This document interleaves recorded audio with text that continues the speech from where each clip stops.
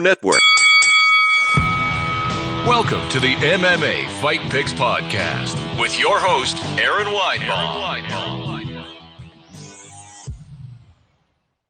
All right, everyone, welcome to the MMA Fight Picks Podcast. I am your host, Aaron Weinbaum. Today, we are sponsored by this cool setup I got behind me. It's all because of Ecamm Virtual Cam. You can try it for free. Go to aaronsayswhat.com, click on my Ecamm link.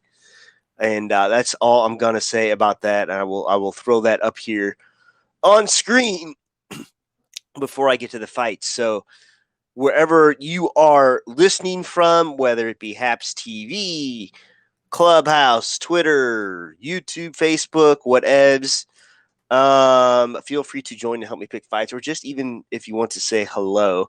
And I'm only going to try this Clubhouse thing very briefly and probably switch over to Twitter Spaces. There we go. But anyway, if you are watching from Happs or you want to know what Happs is, you go to Happs.tv. And they are looking for sportscasters. So there is certainly an opportunity there as well. But wherever you find me, hit subscribe. Boom. Magic. Also, thank you, Ecamm, for the magic graphics there. All right, well, let's get to it. So I am hearing right before, of course, I picked this fight that all of a sudden Pettis is out of this PFL fight tonight, and I don't know why. So interesting. So that'll be one less fight to pick, I guess. Let me just see what's up here and see why it would be canceled. Yeah, it's not on here anymore. What the heck? Ooh, that is silly.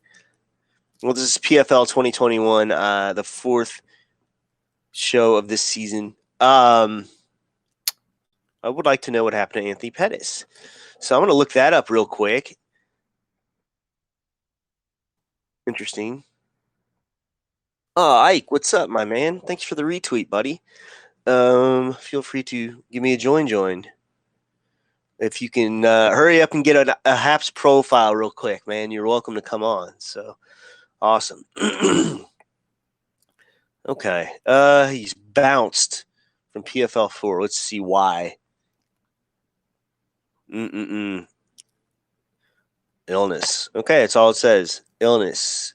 So the defending lightweight champion will step in to face the undefeated Martinez on super short notice. So he's going to return on June 25th.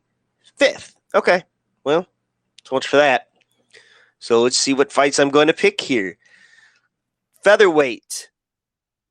Chris Wade versus Arman Ospanov. So very good. All right. And Ike, if you're listening, you can comment on Twitter as well, and I should be able to pick it up. So I'm about to bail on this whatchamacallit. Whoops. On Clubhouse. I just not a Clubhouse guy, but I try.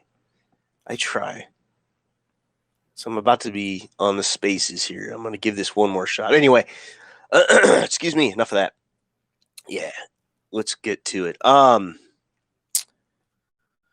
let's take a look. Chris Wade won at his featherweight debut, beating Anthony Deasy. Before that, he had lost to Loik Radzhanabov, and that was back in 2019. So good featherweight debut. You know, none of his other fights really matter except for how he felt going into featherweight. Let's go to Ospanov here. Just won against Yaroslav. That was March of 2020. So he has not fought in a long time. I don't know much about him, but I'd like to see what the odds are here. So Chris Wade, a minus 160, slight favorite, slight underdog, plus 125 for Arman Ospanov. So that's probably a safe bet because I don't know much about these guys. Marcin held, taking on the Canadian gangster, Olivier Aubin-Mercier. Let's see here. This fight taking place, I believe. Excuse me. Lightweight, yeah. That's what I thought. Take a look at Marcin held, another UFC, I believe, from way back when, if I'm not mistaken. Maybe I'm wrong. No, I guess he's not. Yeah, he has been in the UFC a long time ago. Hasn't been in the UFC since, is it possible it's 2017? Yeah. How about that? Where he beat Nasrat Akparas, but that's a long time ago. But more recently, he beat Nathan Schulte, PFL, just a few months ago in April. And yeah, and he's got wins over Diego Rondal. Perfect. Huh. Ike, thanks again, bud. You're welcome to join me. I'm going to try to do Twitter Spaces in here in just a second. So let me see if I can do that. Maybe that would help. So, yes, there's Ike right there. Strong Island all day, Chris Wade. I agree. Okay, so perfect. I did get your comments, Ike. Thank you so much.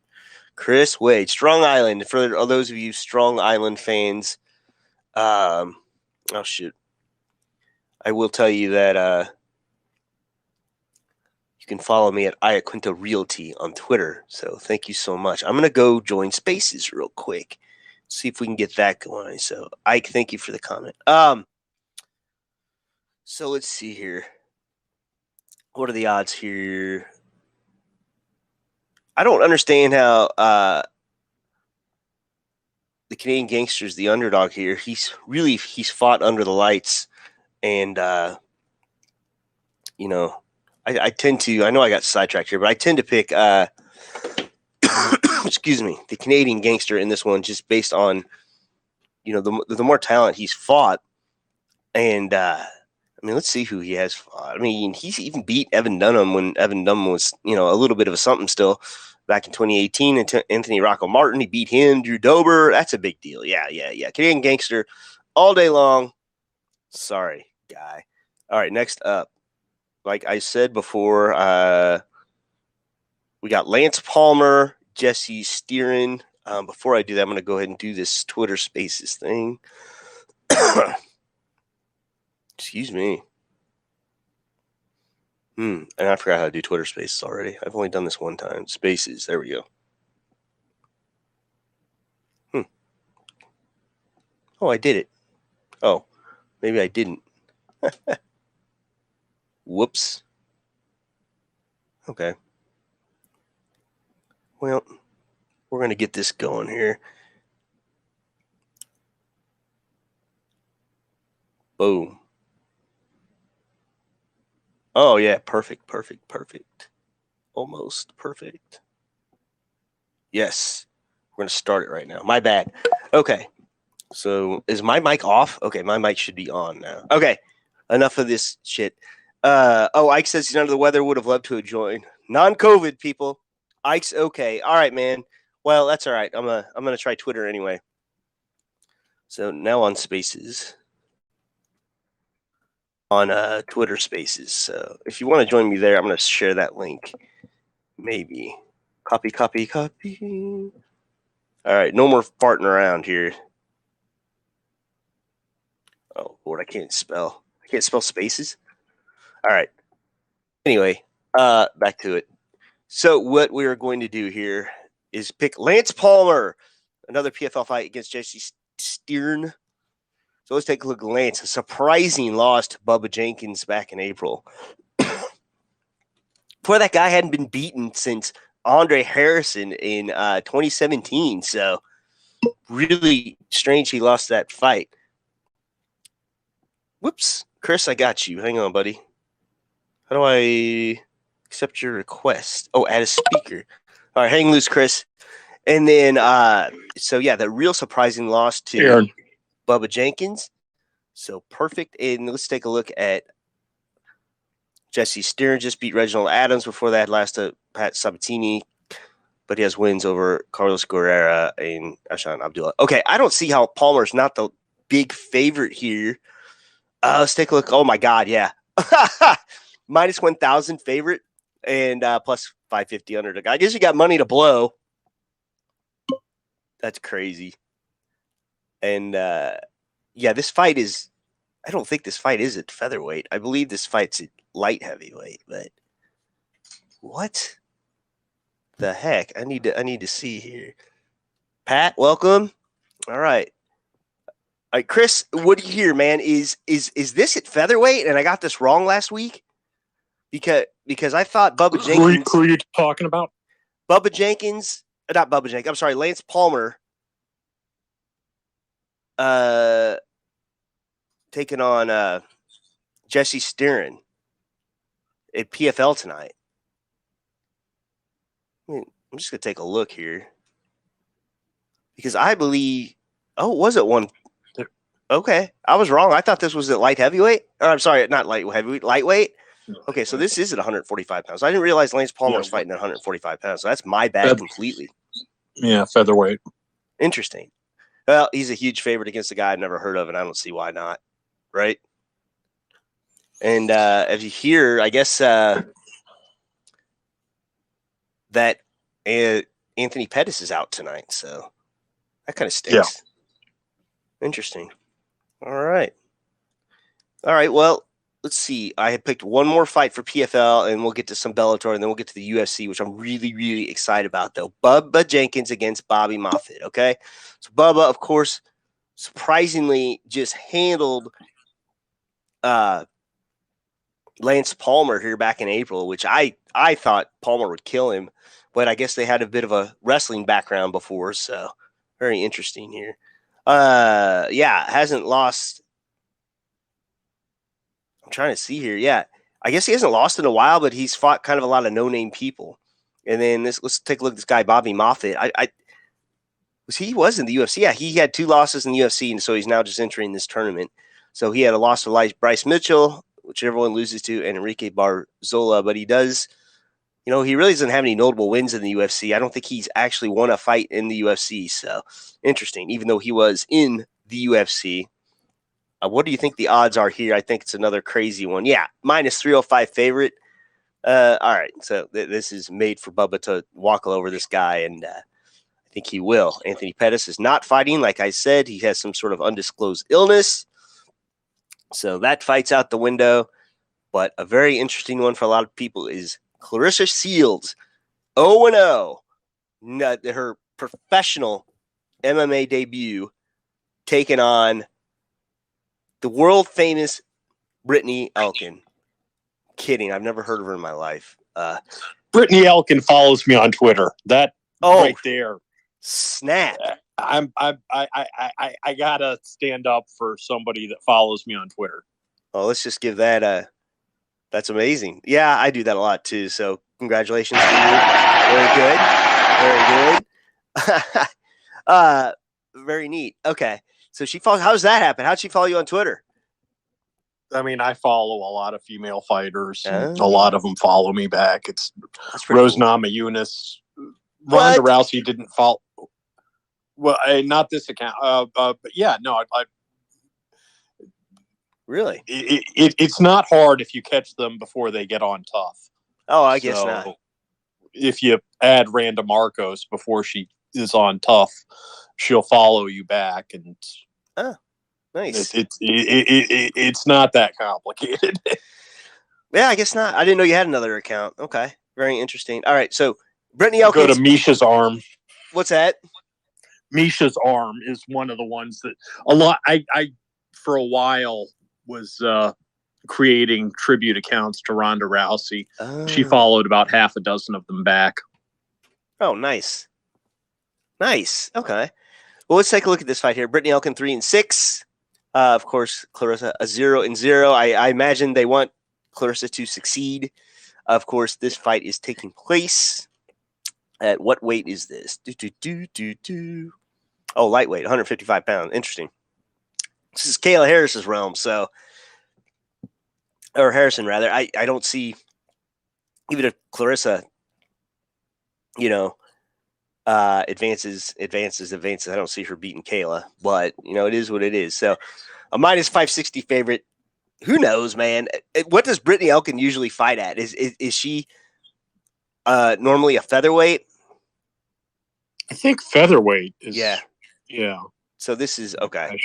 So yeah, this is, and she does a lot of grappling stuff. So it'd be interesting. Right. I mean, if a boxer goes to the ground, yeah, I don't think I have enough data points on Claressa Shields. I mean, obviously, if this is a boxing match, yeah, I would throw my homerism away. But if you think that you know what Claressa Shields brings on the mat, you're smarter than I am, because I don't know. Okay, I think I didn't say what weight she fought. I gotta imagine it's a featherweight, because I don't She's think 3-6. Yeah, and yeah, I don't think Bellator has 155-pound fighters on their rosters. No, there's only been one fight in Invicta that was at 155. Okay, yeah. And yeah. So she was 145. Okay. I just confirmed. Yeah, Claressa probably beats her, but if it goes to the ground, she's in trouble, man. So that's what I'm saying. I have no idea how good Claressa Shields is off her back. I mean, anybody that tells you that they know how Claressa Shields would respond in that situation, I think is making things up. Got it. Oh, Ike Feldman. I don't know if you follow him on Twitter. It's at Ike_CBS. He wants to know who's the stud. So it sounds like a stud muffin. Yeah. Shields is 155. Yes. Yeah, we got that for this fight. I'm sorry. Yes. Yeah, I know Shields is 155. We were trying to decide if the gal she's fighting is she's a little bit smaller. Yeah, she's smaller. So okay. I just responded to your comment too. It's Chris Haas, but he has many other names on Twitter.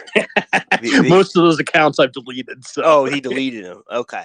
Yeah, but I could probably reactivate some of those Ronda followed accounts, but Misha's arm would be the only one. Misha's arm. Yeah. Yeah, I have a few parody accounts of my own. Yeah, I think we're both in the parody account. And Ike's being quiet. Not Coker. No, yeah, it's just hey, I say yeah. Ike says sprawl and brawl for Shields. I hope so. So I guess Ike knows you. So he says hello. All right. I feel like this is I'm reading the comments so you can. I have no idea who Ike is. Yeah. Okay. Oh, sorry, Ike. He doesn't know who you are. Sorry. You sound like a nice guy based on first impressions. Yeah. But he's gonna send you an angry direct message now. He might. I don't know. Sorry. No, that's cool, man. All right. So going into Bellator, Lima versus Amosov. Sorry. Let's see what fights we had to pick. Some interesting ones. So I always like to pick a Nick Newell fight. Let's not forget Nick Newell had fought Justin Gaethje. Isn't that crazy? And it seems like a million years ago. He's taking on Bobby Keane. What was that? I'm sorry. No. I was gonna the Justin Gaethje.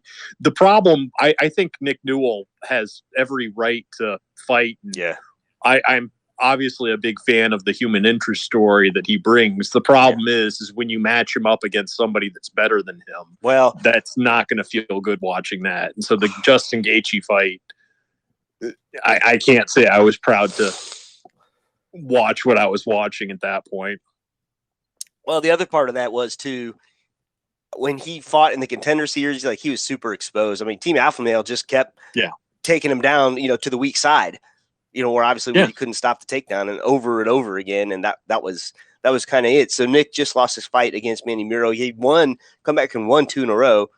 Corey Browning, Antonio Castillo Jr., but Munoz was the Contender Series and, a Team Alpha Male guy, which I don't think he's done much since then. Let's take a look at Alex Munoz. Do you remember MMA Uncensored on Spike? Yeah. So I've met Luke Thomas a few times. Okay. And the loudmouth guy that was he was saying that Nick Newell would be the greatest champion in the history of MMA. The Craig Carlton, he clearly didn't watch much MMA, and what he did watch, he didn't understand what he was watching. He was the host, and Luke Thomas was the person who actually had some semblance of understanding the nuance between somebody who walks through a untrained fighter and two people who actually have technique. Ike says Newell world order. That's funny. Craig Carlton. Oh, Craig Carton? Yeah, he did some time because I don't know if you ever listened to his radio show. He took over for Don Imus. Oh, I know who. I remember Don Imus. He was My the dad loved that top-rated guy. morning New York person. So, in terms of sports talk radio, he would have been the king of the mountain at one point. And then he decided that gambling problems and gambling addiction was a good way to flush that down the toilet. And then he raised $2 million for a business reselling tickets. Oh, wow. And then he took $1 million of those dollars to fix the gambling debts he had accrued. And the federal authorities tend to frown upon you taking $2 million of investor money and misusing it. All right. For those of you that are wondering why I keep getting up and down in my chair, I'm trying to adjust. Something happened in my lighting to where I'm all of a sudden I'm super dark looking, and I'm not sure why, which is fine, except for it's making me look like orange almost. So I'm just turning up a little light right now. I'm going to try to do this without knocking my camera over, or else it's going to be I'll be on my computer camera, which, nothing wrong with that, but okay, I'm a little brighter. I agree. So wait, are you recording this? Yeah. Oh, shit. Oh, you're fine. Yeah, I'm also over at Happs. Yeah, you like that tweet. I just assumed, I thought this was just Twitter space or whatever. It is. It's Twitter space and Happs TV, so. Okay. Yeah, we're good. All right. I don't know what else to do with this lighting here. I think my shirt is too light for the green screen, so I'm going to have a little bit of a distortion, and it is what it is. Okay. So documentary of Carton is on HBO. I was thinking Loudmouth. Who's that other guy? Used to host with Boss Root that everyone hated. Oh, I like Morrow. No, not Kenny something. God dang it! Everyone hated that guy. Oh, you're talking about Inside MMA. Yeah. With Boss Rutan. Yeah, I know. I know who you're talking about. It was Inside MMA with Kenny and Boss. Nobody liked that guy. Yeah, no, that wasn't. I thought you were talking about Morrow, who took over right before they canceled the show. Oh, no. All right, let's talk Kenny about Rice. That's who it was. Kenny. Let's go back to Kenny Rice. Kenny Rice. Yes. Let's get back to Bobby King and Nick Newell here. So Bobby King hasn't lost in a while. He's beat Steven Siler, Samson Fomabut. Sounds Canadian, what's this about? But it's not probably. And Weston Wilson. Let's see here. There's no odds on this fight. That's weird. It's taking place Friday, right? How could there be no odds? Weird.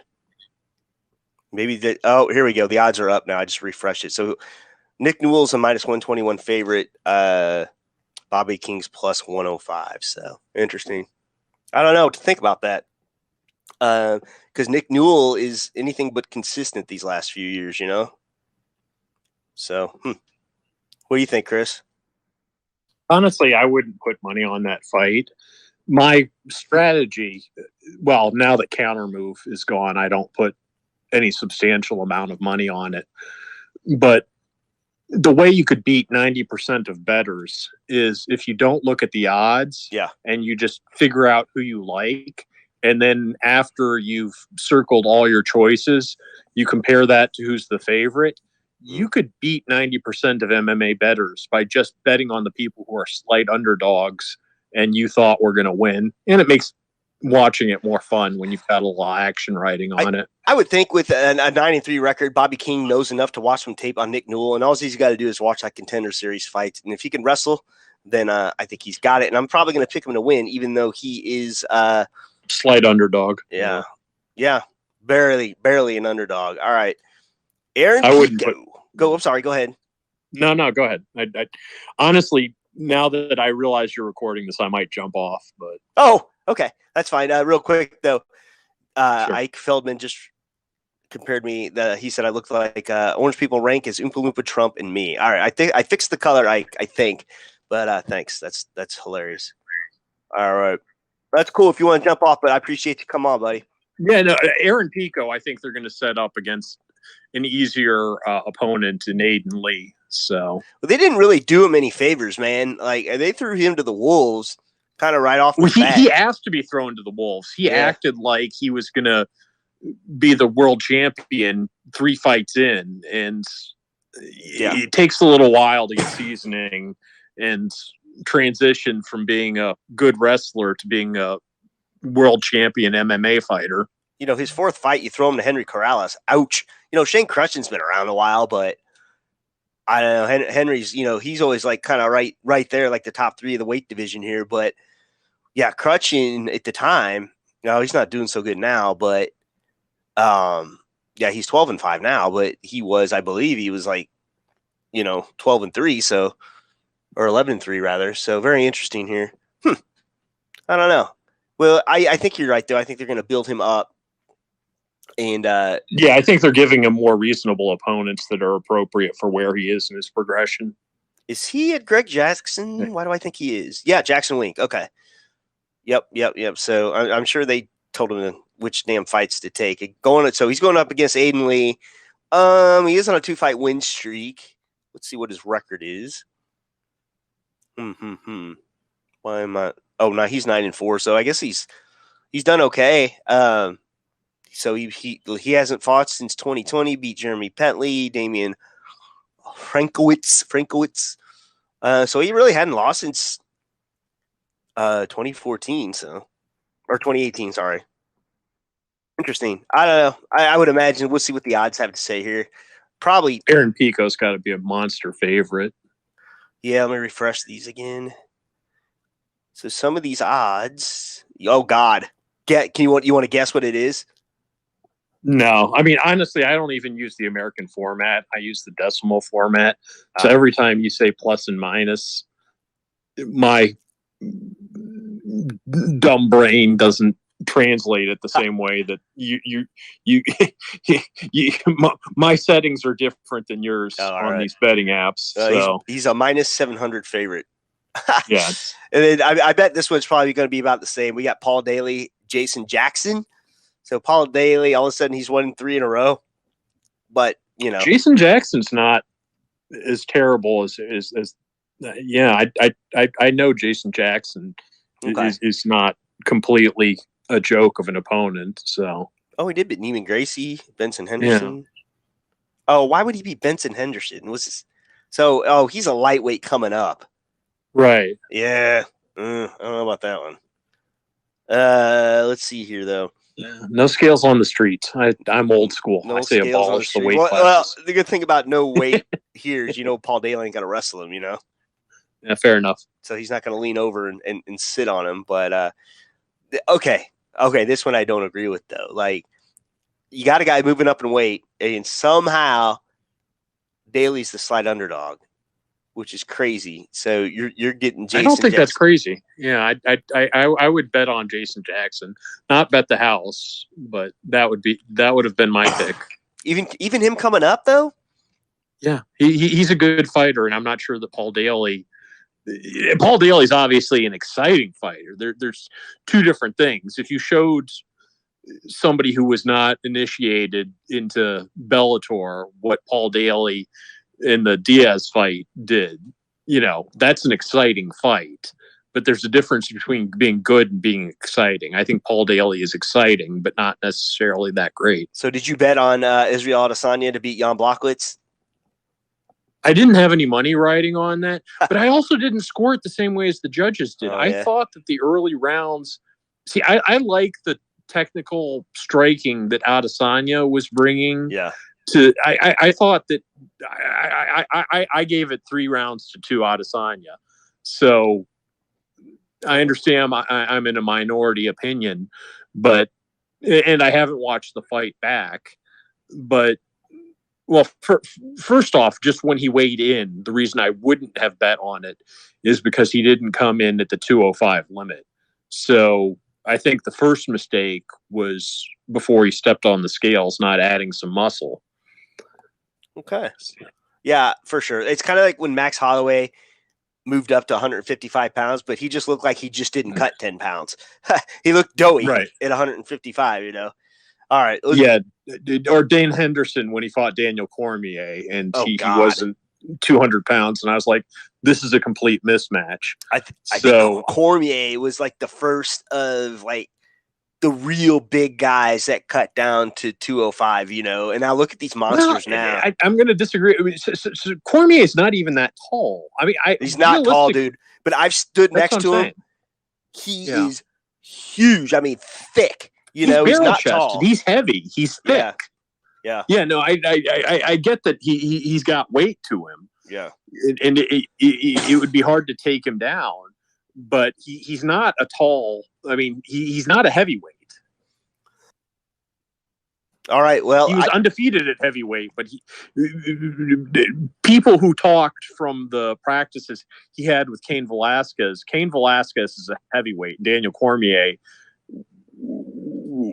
was not getting the better of those exchanges because he's not a heavyweight. Okay, fair enough. But this fight, I am going to pick the underdog, Paul Daley. And if you got some money, you can sprinkle on your boy Jason Jackson, maybe. If you want to bet this straight up, I'll bet it with you. No, man. Listen, You want to know how a guy's going to lose? I bet on him. There you go. All right. I've been fighting a little bit of a cold here, but Douglas Lima versus not COVID versus Yaroslav Amosov. So, Lima, same thing happened to him that happened to Rory McDonald. Just got ragdolled, beaten by Musasi, which, rightfully so. I mean, Musasi, everyone forgets, man, he was cutting down at light heavyweight for a while, and he was good there. Like, he didn't have to cut down to middleweight. Like, he was doing very, very well. I think his last light heavyweight fight was a win against Ilir Latifi, of all people, who's now fighting at heavyweight, which is kind of crazy. So you got to kind of throw that Musasi fight out. But he did look good. Lima did look good against Rory McDonald. For that, he beats Michael Venom Page and Kurshkov. So, and I believe that was the rubber match. Let's see, boom, boom, boom. Yeah, that was a rubber match. So he, he's 2 up on 1 Kurshkov. So take a look at Amosov here. I don't see a loss on his record, but who has he beaten? Logan Storley, Mark Lemminger, Ed Ruth. Oh, God, Ed Ruth. David Rickles, Eric Silva. Not obviously as impressive of a resume as Douglas Lima, but you know what? Like, kudos to the UFC. Like, they're offering fights lately that are, very tightly contested with the odds. But I'm gonna go out on a limb here and say I haven't looked yet. Lima is going to be a huge favorite. No, what? Okay, no, it's gonna be a pick'em. It is, man. Near even. That's crazy. Yeah. What? Why? I don't get it. I mean, who?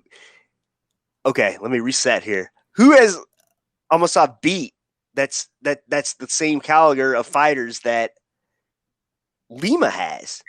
It's not who you've beat; it's who you're gonna beat. I honestly don't know which way that one's gonna go. I'm going Lima, but I mean, why throw money on it? There's, you know what I'm saying? Yeah, no. If you're not going to double your money, I wouldn't put money on it either. All right, cool. Moving on to UFC here. Let me see here. I'll just put a little something on Twitter saying that we're doing that. UFC 263 picks right now. Awesome. So let me just go here. Haven't checked Happs in a while. What did I say? UFC 263. How do I always mess that up? I mean, it's not like there's one every day where I got to keep counting, right? I'm honestly the worst at keeping track of the numbers. Yeah. My friend is finally coming back from his COVID self-imposed protocol, and we'll be watching together again on this Saturday. But I rely on him to tell me what numbered event was what. All right. Okay, so we're going to, excuse me. This stupid cough, I swear.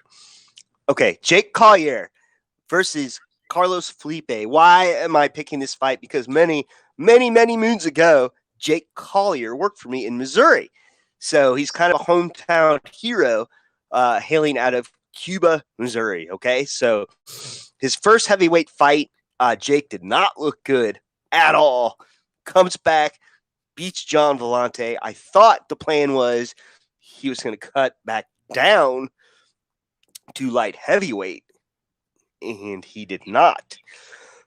So very, very interesting. So let's take a look at Felipe here, because I think Felipe is what you would call a true heavyweight, not Vellante, who was, eating sandwiches and didn't want to cut down. So we got Felipe. So he's just beaten Justin Daffa back on UFC and ABC 1 and Jorgen de Castro. So does have a loss to Sergey Spivak. Man, interesting. But, he's 2-1 in the UFC. Let's take a look at Jake.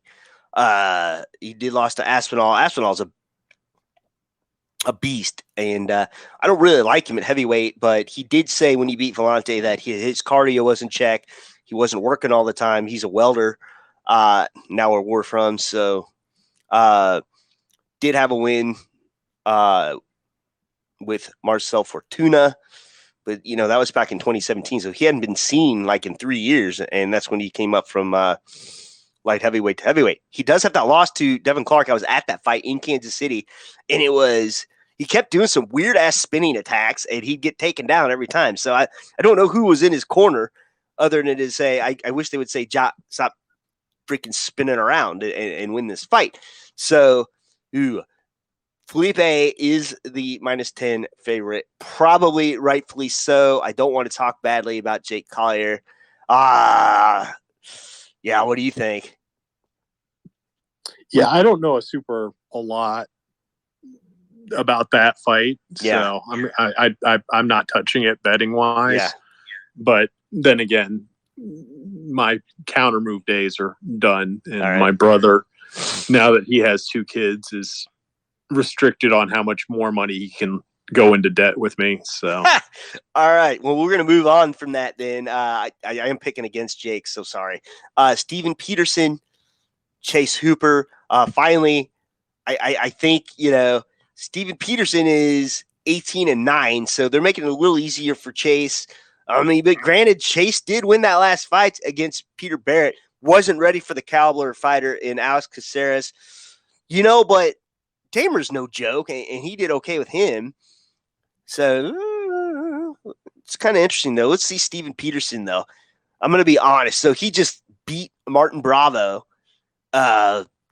before that, 2 losses in the UFC after this Ultimate Fighter win. So Luis Pena, that's Violent Bob Ross, and Alex Caceres. So that's 2019. So I would imagine that would have been a featherweight also. So very, very interesting. The odds, I would say, will heavily favor Chase. No. You don't think? Or No.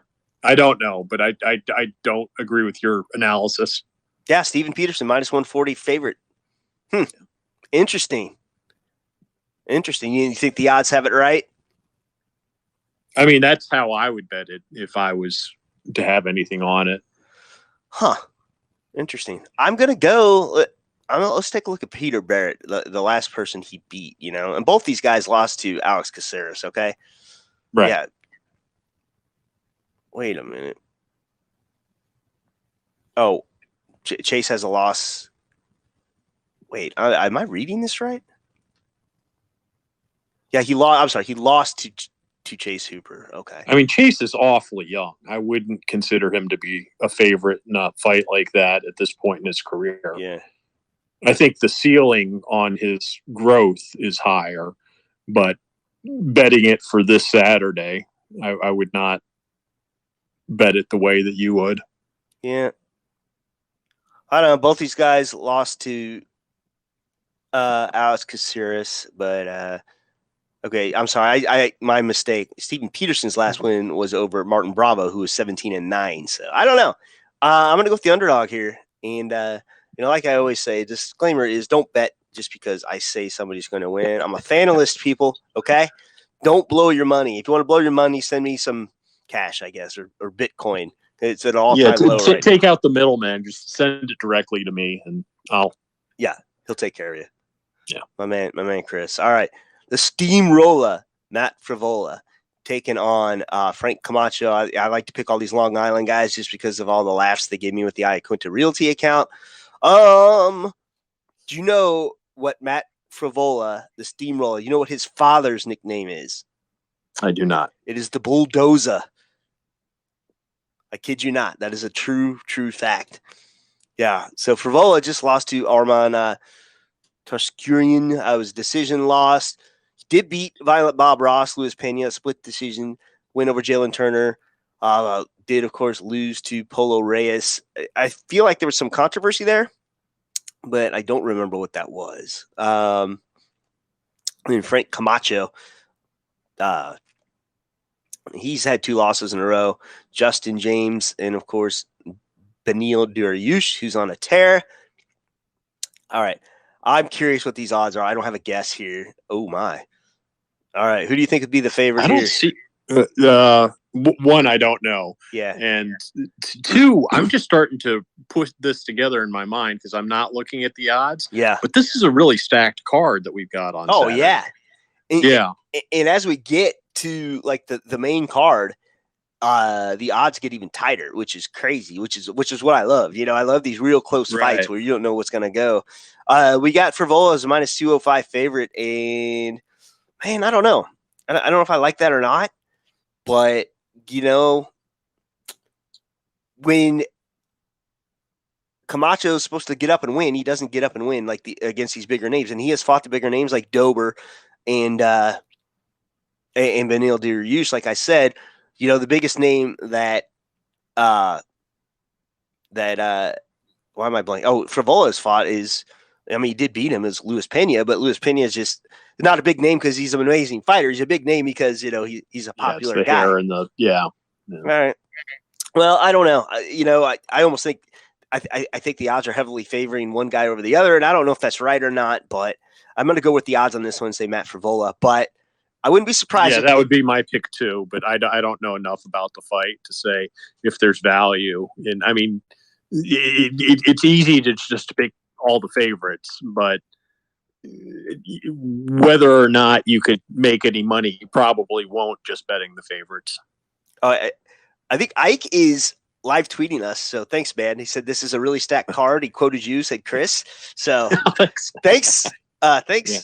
Thanks, Ike. I appreciate that, man. All right, Lauren Murphy. Yeah, I found him on Twitter. There we go. Oh, okay. And Joanne Calderwood. So interesting here. Yeah, I'm sorry I didn't recognize you, Ike. You seem like a good dude.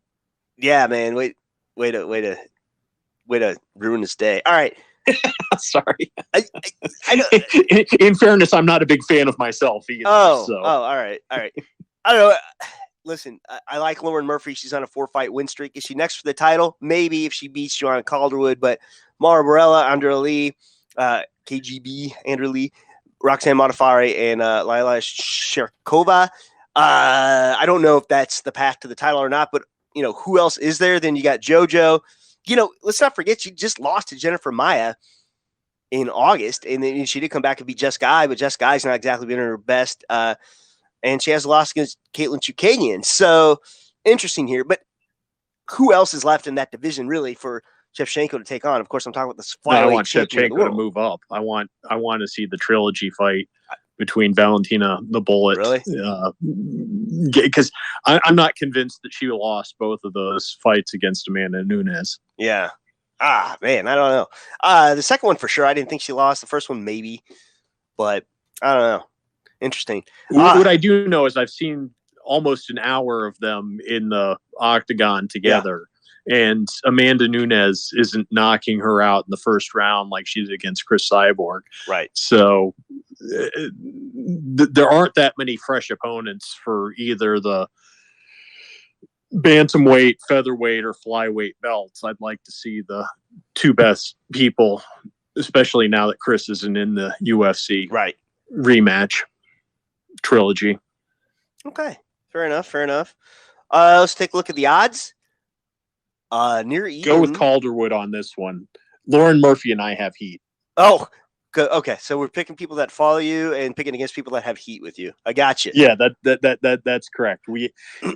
She was on some sort of show that has about as many people watching it as this, and I called in, and she did not take well to meet my attempts to try and promote her fight. Oh. I don't like that talk. So she didn't like it. All right. She did not. Okay, so Chris, Ike Feldman is teasing you. He says, stop that trilogy fight talk. Let her be the Anderson Silva of that division. All right. Well, that's fair too. I don't know if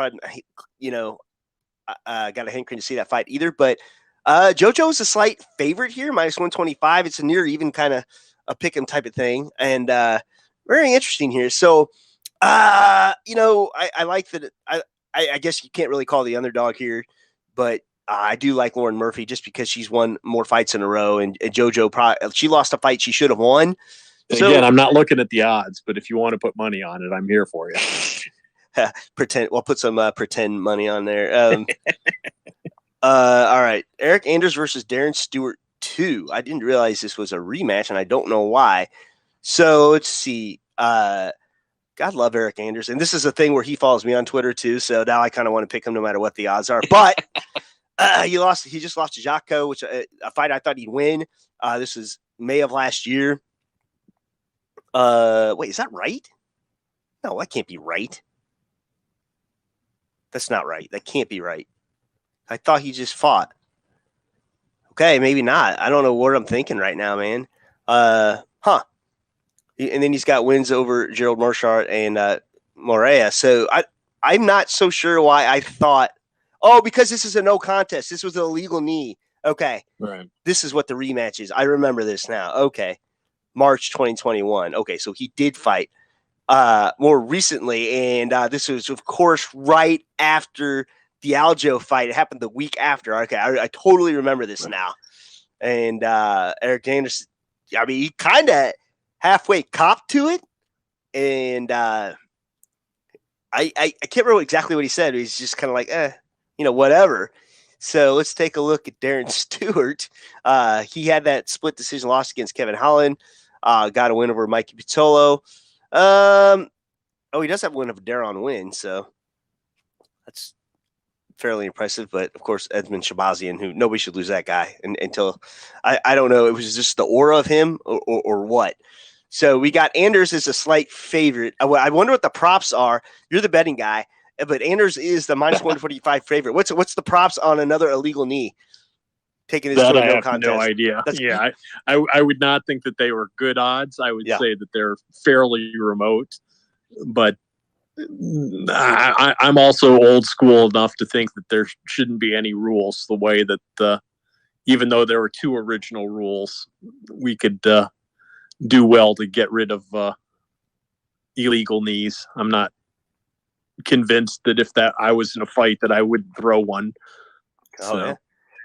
Ike just joined Happs TV, so that's cool. So now he's a member there. So follow me, Ike. I'll follow you back, and maybe you can broadcast for real, baby, because you can do all this Twitter, YouTube, and Facebook at the same time. Especially if you like to party. So I'm going to pick Eric Anderson. This one, he probably is the slight favorite here. And I think this was a fight originally to build Eric kind of back up a little bit. Right. So, this is another good one. This is lightweight Brad Riddell against Drew Dober. Drew Dober, who got a little bit surprised by Islam Makhachev, who nobody apparently wants to fight this guy back in March. But before that, man, Drew Dober, all of a sudden, he had that loss to Benil Dariush, and then all of a sudden he comes back against Polo Reyes, Haparast, and Alexander Hernandez. So comes the spoiler, the next Khabib, according to Khabib, Islam Makhachev. I don't even think he's got a fight announced yet. Take a look at Riddell here. Hasn't lost in a long time, since 2018, but not really the strength of schedule. Alex Da Silva, Magomed Mustafa, and Jamie Malarkey. I feel like this is a fight to build Drew back up. I could be wrong. What do you think the odds are in this one? Have you looked? I have not looked. Yeah. I'm assuming Drew Dober. Yeah. Your quality of opponent needs to be factored into these odds. Yeah, let's also just for a minute here, those huge odd swings earlier, you're not going to see that in the UFC except for one fight, and I'll talk about that when we get to it. But for the most part, that I'm curious about because I'm not monitoring that. Oh, I will tell you, it's coming. Okay? Please, all right. It's coming. A teaser for people. Stay tuned. I'll give you a hint. Okay, I'll give you one hint. All right. You're on steroids. Okay. So anyway, yeah. So you, especially pay-per-view, the UFC will tighten up these odds. I'm picking up the hints. Yeah, I got you. So that line's moved. Yeah. Nate Diaz is a bigger underdog. I'm gathering. We're going to get to it. I promise. Minus 135 favorite for Dober. Like I said, they're going to tighten up these odds on these pay-per-views of UFC. It's not these like these Bellator fights, where they're just begging a guy to get knocked out or killed or whatever it is. Okay. Looking forward to this fight. Damian Maia, Belal Muhammad. I think it is interesting that Belal Muhammad is on this card with Leon Edwards, but not fighting Leon Edwards. And sure, Leon looked really good that first round before poking him in the eye in the second round. And I don't understand. Like, Belal took that fight on short notice. I thought it would be the right thing to rematch him, but it didn't happen. It is what it is. But, you would think if Diaz falls out that Belal gets at least the shot. And, of course, Leon Edwards could always say no. But, Belal took that on short notice after getting the absolute snot kicked out of his leg. Ike wants to join the broadcast now. Okay, so this is how we party. Okay? We're going to do spaces. I'm gonna add you in here. So we're going to do spaces and Twitter. No, I'm sorry. And Happs at the same time. So coming up. Oops, I can't spell. All right, so Ike, I'm going to invite you. So we like the party. I'm going to put that on here. All right. And then I'm going to invite you to join. And then, if you're in your underwear and stuff, don't get up. All right. And let's see. So I just go to this little tab here.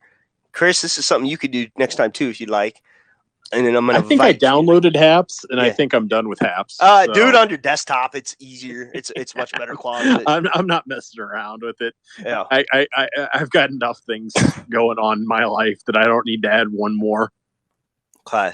I invited you to join, Ike. So I'm gonna exit the screen. So if you do pop on, don't mute your mic just to start with. I got to make sure you're in here. Okay. All right. Did I tell you I picked? I'm sorry. So Damian Maia. Let's talk about these guys here. Just lost to Gilbert Burns, probably number 3 in the division here. But had 3 wins in a row. That Ben Askren, Anthony Rocco Martin, Lyman Good. Askren, of course, with the bum hip. Askren was looking pretty good actually, and then he wasn't. When it came to getting out of that exchange, he just couldn't do it. So interesting here. And then before that, Maia loses to the tops of the division here. Kamaru Usman, Colby Covington, and back when Tyron Woodley was on top as well. But let's not forget, he does have a win over Jorge Masvidal, who I'm not sold as a welterweight either. He's had a few good wins, but, that's a different conversation. No contest for Belal Muhammad against Leon Edwards. Of course, the aforementioned excuse me. Oh, Ike's on. All right, Ike. Got a little background noise there. That's the laundry. It's the laundry. All right, I got no visual, but I don't want visuals right now. I don't want visuals. Okay. All right, so we got Spaces, Happs, and Twitter Happs at the same time. So super cool. All right, so we're just going over Damian Maia's here. I'm sorry. A little under the weather right now, so I'll. All right. Just thanks. I appreciate the invite, brother. Sure. So Belal really on a tear since his loss to Jeff Neal, Curtis Millender, Takashi Sato, Lyman Good, Diego Lima. I thought he had a chance against Leon Edwards. I did not like how short notice it was and how beat up his calf was going into that fight. Let's see what the odds have to say, shall we? Interesting. Damian Maia, Belal Muhammad. Maia is the slight underdog here, plus 190, but you got on the other end, you got minus 235 for Belal Muhammad. What do you guys think of that? Yeah, I like Bilal Muhammad. I think Damian Maia's seen better days. Yeah. And it's not a submission grappling tournament. Yeah. So. But it depends. Those takedowns, like that Tyrone stuff, I don't know that Bilal will be able to do that, and Maia was relentless against Woodley. Bilal not the strongest wrestler. So it'll be interesting to see what happens if Maia gets him down and gets on top. Well, what do you think, Ike? I think Bilal's not as explosive as Woodley. Obviously, that was 4 years ago. Damian Maia being the title contender. But yeah, everybody's got to remember the name. Damian freaking Maia. They're forgetting. Chris is saying this isn't a grappling tournament. I don't think it has been a grappling tournament for like the last decade plus for Damian Maia, man. I got to go with the legend. Let's not forget Damian Maia, because somehow knocked Carlos off his feet and then went and submitted him super quick. So he's got some skills here. But you say you're going Maia? Yeah, the only reason I try to push for storylines, like I'd like to see Diaz beat Edwards and Bilal beat Maia, so that matches up again. I think Damian takes it. Yeah, our rooting interests are aligned. I think our heart and our head are in different places, though. I want Bilal to win this fight. I've talked to Bilal before. He follows 2 of my Twitter accounts. You know what? Hell, I'm going for it here. I think he's the favorite, and he is the favorite. Yeah. Sorry. I'm going to go Bilal here. I'm going to pick Bilal to win. I don't think by submission. I think he'll be smart. I think he'll try to keep him at range. But, all Damian Maia has to do. I said this about Leon Edwards, too. Like, if I'm Leon Edwards, that fight was on a month notice. I'm training nothing but calf kicks because Bilal obviously had no plan to stop them. So, Maia, he's got a whole month to learn how to do calf kicks and then get him off guard and take him to the ground. So, Can I throw in a boxing question about Woodley versus Paul? Sure. Yeah, who do you like there? Oh, man. I don't know how I convinced myself that Askren had a chance, but I did. Oh, no. A guy over 40 with a bad hip? Yeah, I mean, sure. Yeah, that's... I thought he would at least be smart enough. No, he had no head movement. Right. He had no mobility. Well, he had no punching power. I thought he would at least try to rope-a-dope him and wear him out, and he didn't. He tried to exchange with him. And rope-a-dope him? What? He's facing a bigger guy that at least knows how to throw a punch. His rope-a-dope strategy was against Robbie Lawler. Yeah. There you go. Yeah. Anyway, I don't know. What do I think? I'm not so sure about Woodley in this, and he's getting rocked on the chin by much smaller guys. I don't think Paul walks around at 190. I think he cuts down to 190. And this is against the smaller Paul brother. Jake Paul is the tinier. I still think he cuts down to 190 though. Yeah, he's pretty big. I think. Well, I keep in mind it took me a while to tell the difference between Jake Paul and Logan Paul. Yeah, so I feel you on that. Paul brother demographic. Jake Paul is a little more. He's a little more public these days with the stupid blonde hair and sunglasses and all that other garbage that goes with him. But yeah, I don't know. I don't know. As this fight gets closer, we'll see. But one solid punch that lands. I don't know. Is Woodley going to just keep backing up like he always does and look for that right hand, or is he going to get into some combinations and keep his hands up and all that kind of good stuff? I don't know. I don't like this fight as much as some people do. And, I picked Woodley in his last 4 losses. Each time I picked him, I keep thinking like the motivation's there for the Usman fight. You watch the press conference with the Marty and Askren at UFC 235. And then what was it? Was it the Gilbert Burns fight after that? Yeah. And then the Covington fight, I go, okay, there's no way he can't be not up for this fight. And then he didn't show up. And I think he was up for it. I think that he has nothing to get up anymore. I think he should. I'm not a big fan of telling people when to retire. He needs Viagra? What are you talking about? I didn't say that. Now, hang on. Tyrone is from where I am, actually. So I'm not from Ferguson, but I'm from. I was going to say, you're from the hood then, Aaron. I'm like an hour and a half away from Ferguson. I don't know, man. I I'm mean, about 30 minutes east of Ferguson. let's see here. Listen, Woodley. I'd given up on him by the Colby fight. Not saying he's not a phenomenal athlete and whatnot, but against no, I'm not tier. taking away any of his accolades. I'm No, saying I at know. this point in his career, would you be surprised by another loss? And especially in a boxing ring, if these people in the UFC had skills that were transferable to boxing, and they could be making significantly more money in boxing, they would be boxing. The reason they're in the UFC is because they can't beat even. I'm not even talking up Jake Paul. Yeah. He wouldn't even beat his own brother in a boxing match. No. I just think that Jake Paul against somebody like Ben Askren is a complete mismatch. And Tyrone Woodley's better than Ben Askren. Yeah. But neither one of those are professional boxers. I hope I want Woodley to win. I hope he wins. I'm going to buy this fight. I don't know, but Woodley's kind of one of those guys that fades later, and I don't know what Jake Paul looks like in later rounds because I've never seen him. So interesting. Yeah, fair. So all right. Moving on. We're going to pick possibly one of the bigger mismatches in recent UFC history. And I'm sorry if you disagree with me. Leon Edwards, Nate Diaz. You're on steroids. And I apologize to those of you that are the Nate Diaz army and let's go back and start Leon, but You can't handle the truth. it's not going to happen, kids. Shut your mouth, Jack. Leon Edwards. All right. I don't like the way he beat Bilal Muhammad, but before the didn't beat him. He didn't beat. I'm sorry, the no contest, whatever. But I don't like it. But I mean, he was handling pretty good before that. Hadn't fought in forever, in 2019, but he was beating the hell out of guys. RDA was probably the best opponent he had to date. Besides losing to Kamaru Usman way back in 2015, but hasn't really fought the tops of the tops in the division. Thank you. Obviously on the decline and not really a true welterweight. And kind of you can say the same thing about RDA, not really a true welterweight. He sure as hell gave it a go, but he's one of those in-betweeners like in the 165 range. Now, Nate Diaz losing to Masvidal, who I love, and I love the character in this and that, but not that impressive of a welterweight, okay? I mean, he starched Till and, but he got beat by Wonder Boy. No, he didn't get beat by Wonder Boy. He beat. Are we talking about Woodley? No. I'm talking about. I was talking about how not impressive.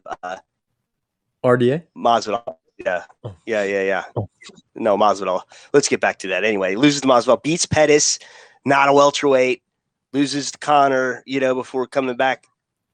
From just beating him, but Connor again, not really a welterweight. Beats Michael Johnson.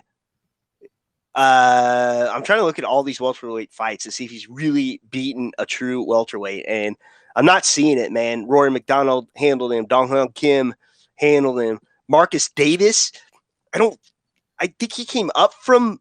Was Marcus Davis a true welterweight? Do you guys remember? This is like in 2010. Was that a weird weight? Wasn't it like 178? Was that the one that was like no, bad cut for one of Diaz's opponent? That was possibly Diaz fighting RDA. I'm not real sure, but I think that was at lightweight. That was at like a 160 almost. I don't know, but yeah, he's never really beaten a true welterweight. Okay, and I'm gonna say that the odds are gonna probably say the same thing. Oh my gosh, yeah. I'm sure. What a mismatch. Minus 500 favorite for the other Leon thing Edwards. to keep in mind is this is a 5-round fight, which I'm not sure is co-main events, but I think that makes it more likely that Edwards wins inside the distance. Oh, the Happs team. Saying he's stopping him. Thanks, Happs. The Appreciate Award. See, you can earn money from Happs. I'm just telling you. So thank you so much. That's beautiful. Anyway, listen. Okay, the other thing is, too, you made a good point about going to 5 rounds. Apparently, Nate Diaz has never won a fight that's gone past 4 rounds. I just heard that today, and I wish I could cite the source. It had to have been Anakin Florian. I think I listened to that earlier today. So, I don't know. So, okay, which one of you guys thinks that Diaz has a chance here? Take it away, Chris.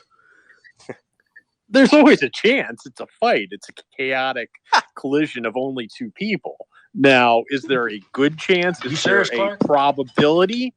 I'm saying chance, but not probable. I don't know. If we were to take every single fight and tell, the people that were underdogs that they didn't have a chance. All right. Gun to your head. Does Nate Diaz win this fight or not? No, he's not probable to win it. Don't be Aiden. Yeah, I agree. He's not going to win this fight. Well, Are you guys smoking what Nate Diaz is selling? No. Honestly, you guys are giving him no freaking credit. A true welterweight, this guy's been an outlier. Like, I don't think you can pick his fights like a normal fighter. Like, I just think everything he does is different in this business. And have we seen? And he's lost almost half his fights. He has. It's the illusion of Nate Diaz.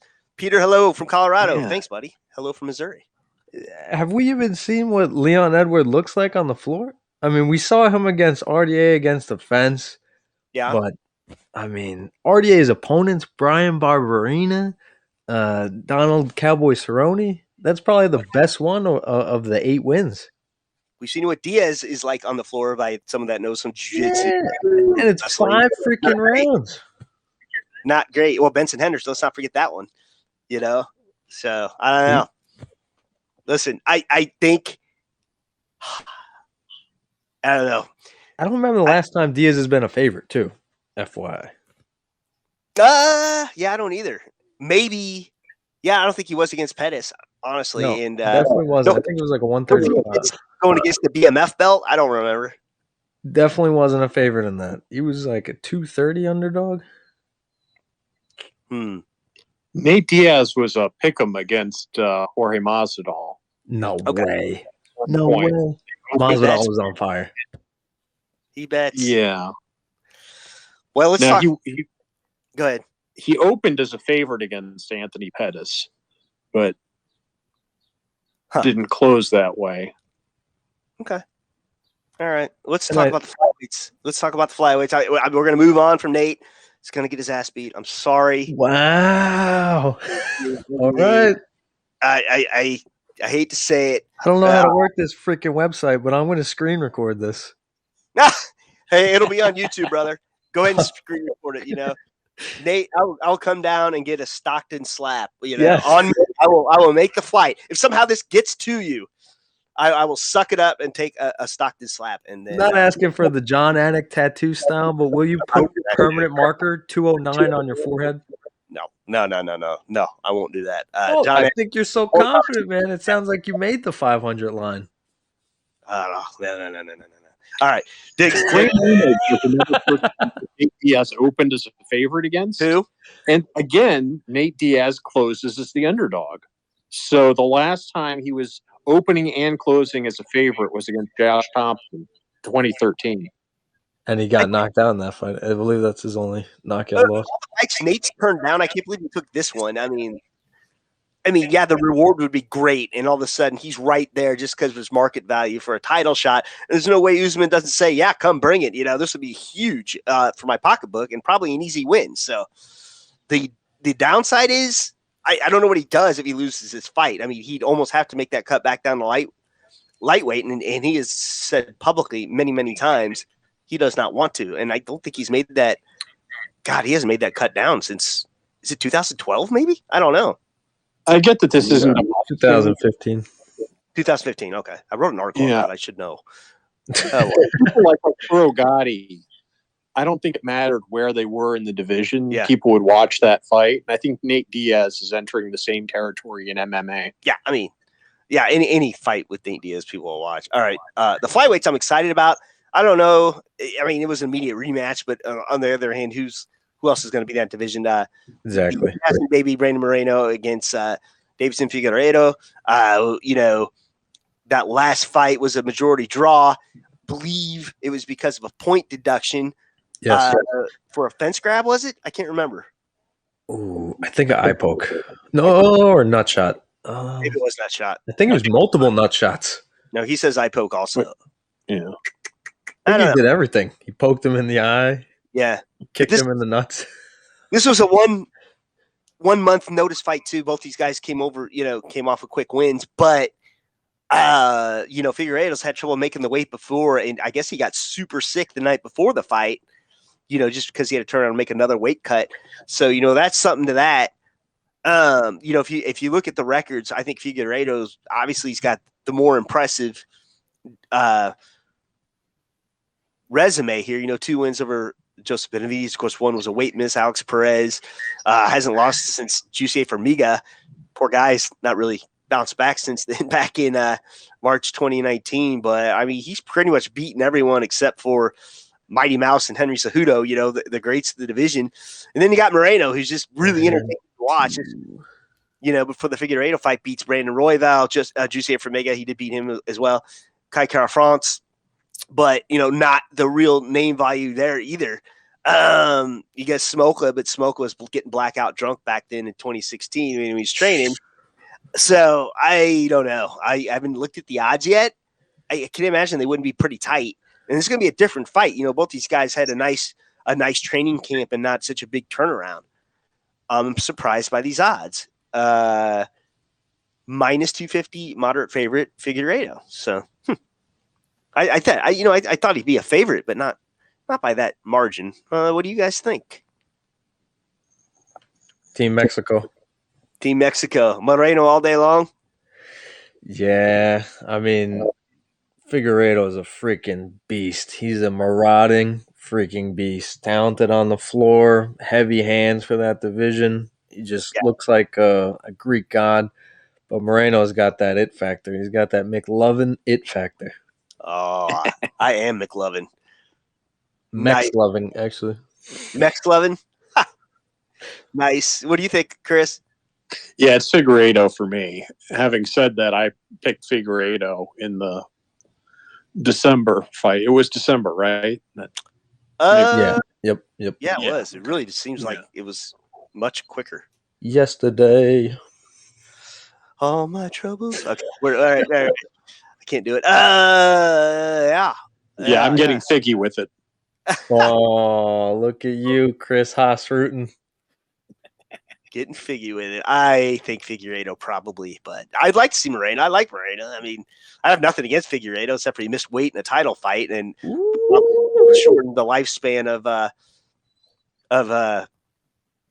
Benavidez's career. So I don't know. All right, this fight for the middleweight championship of the world, super exciting. Israel Adesanya coming off a loss Stockton against Corey. But that loss, I don't know. I didn't like this fight anyway. Like, you had Izzy, who barely weighed 204 with all his clothes on a normal day and didn't really have time to put on any muscle or actual size for this, against Blachowicz, who I think he probably cuts down from like 230, 240, and he looked huge. Izzy had his moments in that fight until Jan he realized he could just lean forward and do well and just kind of weigh him down and just smother him on the ground. Now, will Vettori be able to do that? I don't think so. I don't know. Let's take a look here. I mean, what Izzy did to Paulo Costa was gross. Paulo Costa said he drank wine all night the night before or whatever. What kind of sexy bastard could do whatever he wants? He's the sexy bastard can do whatever he wants. But he had a boring fight against Yoel Romero. But what are you going to do? Are you going to engage Yoel Romero? I mean, I don't know. If Yoel gets back, if Yoel gets his hands on you, you're done. And then real close dirty fight. Boxing. What's that? Dirty boxing. Very dirty boxing. Oh man, Gay Jesus would be proud. No forget Jesus. Excuse me. Really impressive win against Robert Whitaker. I don't know. Vettori, don't be hating on me, Vettori lovers, but beat Kevin Holland. Who cares? I don't know. Did beat Jack Hermanson. I think highly of him, Carl Robertson, but he's just the grinder. Or some people call it a chicken parm, but he's just a grinder. I don't know. Excuse me. Man, I got the cough all of a sudden. I apologize, guys. So, excuse me. God, Okay. Izzy's a minus 260 favorite. Okay. Talk amongst yourselves for a second. Yo, Chris, take it away. Yeah.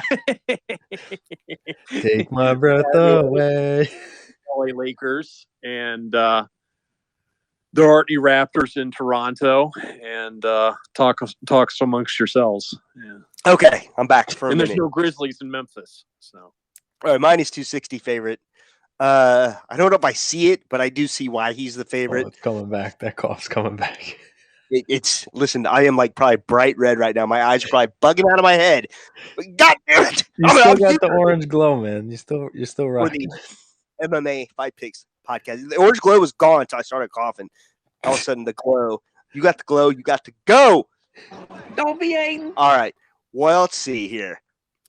I think a guy like Izzy to win this fight. I don't know what the odds are where they should be. What do you guys think? Take it away, Chris. Strongly pro Adesanya in my house. Is it going to be a fun fight, or is it going to be a 5-round decision where Izzy comes back to reset the brain?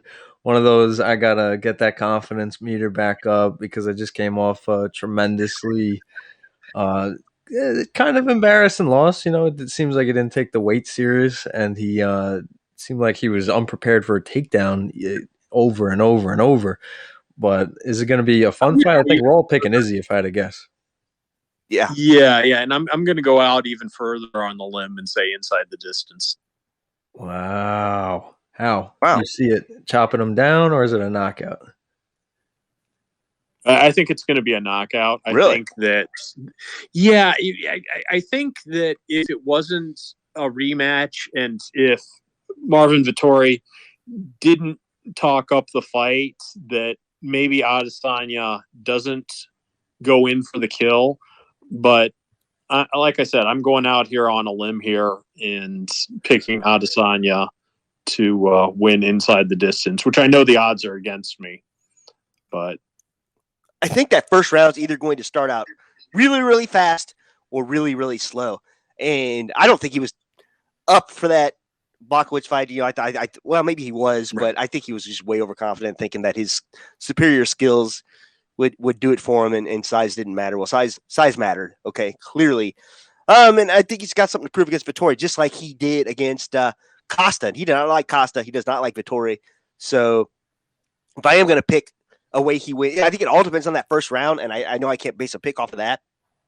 So my guess is probably Adesanya by finish somehow, somewhere. Obviously not submission. So, yeah, that's what I got. The odds say it's more likely by decision. So yeah.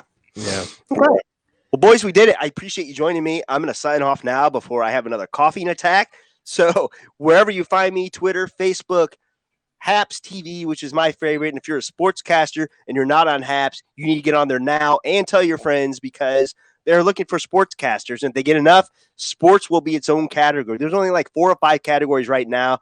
I believe it's like masterclass is one, arts, whatever, music. So we're looking for sportscasters. So wherever you are, give me a sub. And of course, this is brought to you by Ecamm Live Virtual Cam. You can go to aaronsayswhat.com, click on my Ecamm link. It's also on the top of the comments here at Happs TV. So, fellas, thank you so much for joining. And until next time, this is Aaron with the MMA Fight Picks. We'll see you next week. Peace. Please remember to support the podcast by visiting the affiliate links on aaronsayswhat.com.